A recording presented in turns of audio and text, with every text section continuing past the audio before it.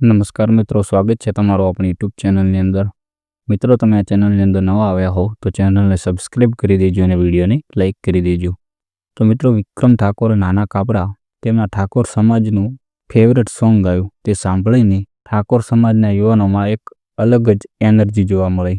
તે સોંગ સાંભળીને જેટલા પણ ઠાકોર સમાજના યુવાનો નાના કાપરા લાખો માતાના મંદિરે આવ્યા હતા, તે રાતે ડાયરાની અંદર તે બધા જ સોંગ સાંભળીને ઊભા થઈ ગયા અને એવું લાગ્યું કે તે સોંગ સાંભળીને તેમનું હૈયું ભાન ભૂલી જાય છે।